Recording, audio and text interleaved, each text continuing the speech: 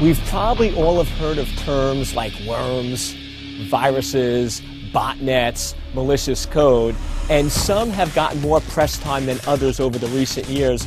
The bottom line is worms and viruses are all very prevalent today because they target specific resources and can replicate very, very quickly.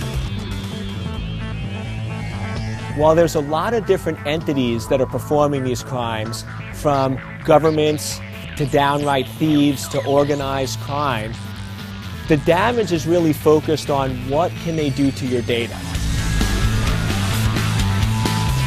Probably one of the most devastating attacks out there are foreign governments. They can build very strategic, stealthy cyber weapons that literally can sneak into a computer system, compromise information and leave, and there's absolutely no indications or warnings out there.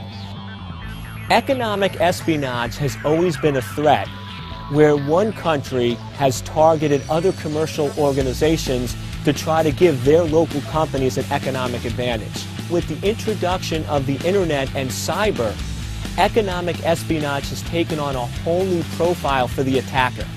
Now attackers can go in and break into a company anywhere in the world.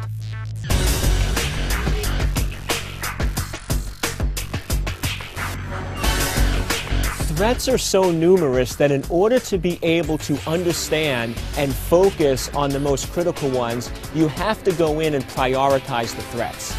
The way I prioritize the threats is using two simple criteria. What is the likelihood and what is the impact if that threat or damage occurs? We have a team that constantly gets brought in, always with permission from our customer, and we are tasked with breaking into the system.